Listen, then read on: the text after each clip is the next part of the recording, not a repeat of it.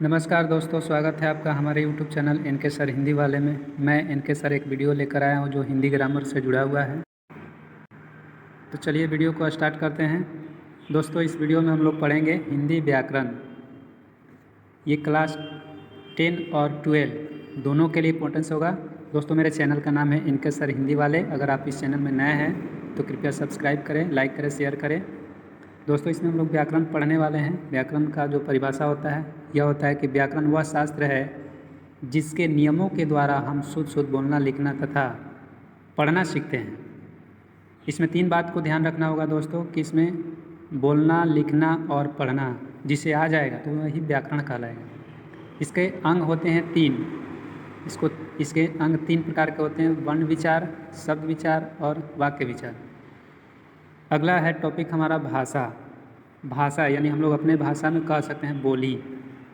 किसी जीव की बोली या किसी व्यक्ति की बोली वही भाषा कहलाता है। जैसे परिभाषा में कि भाषा वह साधन है जिसके द्वारा हम अपने भाव एवं विचारों को दूसरों पर प्रकट करते हैं और दूसरों के भाव विचार को स्वयं ग्रहण करते हैं, उसे भाषा कहा जाता है।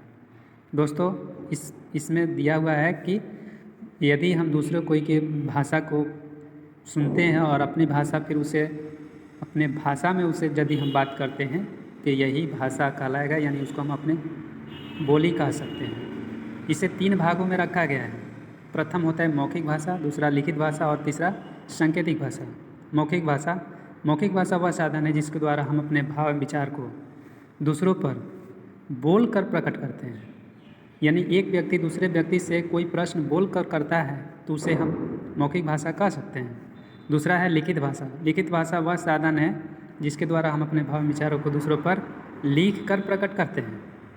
यानी इसमें ये हम लोग को सीखना है कि लिखित भाषा, अगर एक व्यक्ति दूसरे व्यक्ति से प्रश्न लिख कर पूछता है तो उसे हम लिखित भाषा कह सकते हैं। तीसरा है सांकेतिक भाषा। सांकेतिक भाषा वह साधन है जिसके द्वारा हम अपने भाव विचार को दूसरों पर संकेत या इशारा द्वारा प्रकट करते हैं। संकेत या इशारा द्वारा, जैसे कि जो गूंगा होते हैं ना, गूंगा वो हमारी भाषा को नहीं समझ पाते और ना ही हम उनकी भाषा को समझ पाते हैं, तो उनको सिर्फ और सिर्फ संकेत या इशारा द्वारा उनकी भाषा को समझा जा सकता है।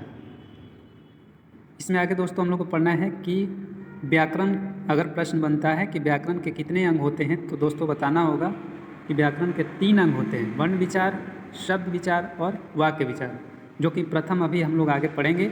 वर्ण विचार क्या है? चलिए दोस्तों, आगे हम लोग पढ़ते हैं वर्ण विचार क्या है। यानी वर्ण को हम अक्षर भी कह सकते हैं। वर्ण या अक्षर दोनों एक ही होता है।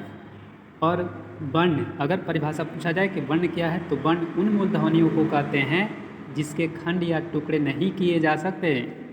दोस्तों, इसमें जो वर्ण या अक्षर होगा उसको खंड या टुकड़ा नहीं किया जा सकता। जैसे अ, हर्षई या दीर्घई, व, च, क इत्यादि हो सकते हैं। दोस्तों, वर्ण को 2 भाग में रखा गया है। यानी वर्ण के निम्न 2 प्रकार होते हैं।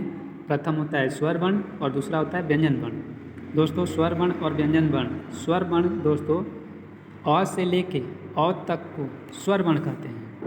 अ से लेके औ तक को स्वर वर्ण करते हैं और इसकी संख्या 11 होती है। और दोस्तों, व्यंजन वर्ण स्वर वर्ण की सहायता से यदि निकलता है तो व्यंजन वर्ण कहलाता है। इसकी जो उच्चारण होती है स्वर वर्ण की सहायता से ही होती है। इसकी क से लेके ह तक को हम व्यंजन वर्ण कह सकते हैं। इसकी जो संख्या होती है 33 होती है। आगे बढ़ते हैं। नोट ट्रिक के माध्यम से दोस्तों बता रहे हैं हम। नोट नंबर 1, स्वर वर्ण के 2 भाग होते हैं। प्रथम होता है हर्षव स्वर, दूसरा होता है दीर्घ स्वर। यानी दोस्तों हमने लिखा है अ से लेके औ तक, और इसमें 4 जो होते हैं, 4 गो वो होते हैं हर्षव स्वर। जैसे अ, हर्षई, हर्षऊ और री। दोस्तों याद रखिएगा कि 4 गो अ, हर्षई, हर्षऊ और री 4 गो हर्षव स्वर होते हैं, और उसके बाद जो बचे हुए होते हैं उसे दीर्घ स्वर कहते हैं। अगर परिभाषा में आता है कि दीर्घ स्वर किसे कहते हैं तो इसको बता सकते हैं कि जिसको उच्चारण करने में दुगना समय लगता हो उसे हम दीर्घ स्वर कह सकते हैं। नेक्स्ट नोट आगे बढ़ते हैं। अगला नोट में दिया गया कि व्यंजन वर्ण के 3 भाग होते हैं। दोस्तों, व्यंजन वर्ण 3 प्रकार के होते हैं। पहला होता है स्पर्श व्यंजन, दूसरा होता है अंतःसत्त्व व्यंजन, तीसरा होता है ऊष्म व्यंजन। यानी क से लेकर के म तक को स्पर्श व्यंजन कहते हैं। क से लेके म तक को स्पर्श व्यंजन कहते हैं और इसकी संख्या 25 होती है। अगर प्रश्न आता है कि स्पर्श व्यंजन की कितनी संख्या होती है तो दोस्तों बताना होगा 25, और 25 को 5 भागों में, वो 25 जो होते हैं ना उसको 5 भागों में बांटा गया है, यानी उसको हम कह सकते हैं वर्ग कहते हैं दोस्तों। अब इसमें देखिए क से म तक टोटल नंबर्स होंगे, वर्ण की संख्या होगी 25 और यही कहलाता है स्पर्श व्यंजन। अब इसमें क से लेके अंग तक, क से लेके अंग तक को कहते हैं क वर्ग, च से लेके य तक को कहते हैं च वर्ग, ट से लेके अड़ तक को कहते हैं ट वर्ग, ऐसे ही त वर्ग, और प से लेके म तक को कहते हैं प वर्ग। नेक्स्ट प्रश्न, अंतःसतह व्यंजन। अंतःसतह व्यंजन किसे कहेंगे? तो इसमें आएगा अंतःसतह व्यंजन दूसरा में य र ल व को अंतःसतह व्यंजन कहते हैं। इसमें या इसकी संख्या जो होती है वो 4 होती है। नेक्स्ट, ऊष्म व्यंजन किसे कहते हैं? ऊष्म व्यंजन कहते हैं 3 गो स होता है ना उसको, और ह जुड़ जाता है, यानी तालाबी स, मूर्धनी स, दंडी स और ह, 4 गो होते हैं इसकी संख्या, ये चारों को कहते हैं ऊष्म व्यंजन।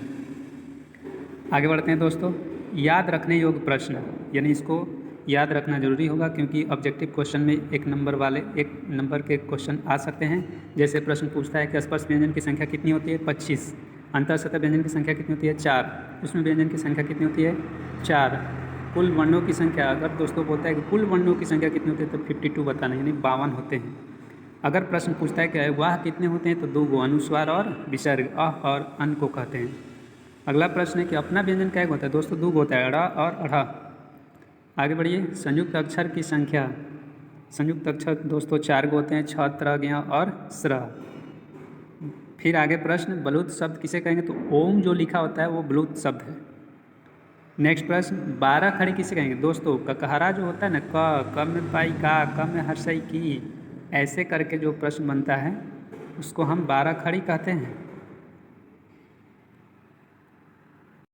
दोस्तों वीडियो पसंद आया हो तो कृपया लाइक करें, शेयर करें, सब्सक्राइब करें तथा बेल आइकन अवश्य दबाएं ताकि हम नया वीडियो, दूसरा जो नंबर वीडियो है उसको डालूं तो सबसे पहले आपके तक पहुंचे। तब तक के लिए दीजिए हमें इजाज़त, मिलते हैं अगले वीडियो में। जय हिंद, जय भारत।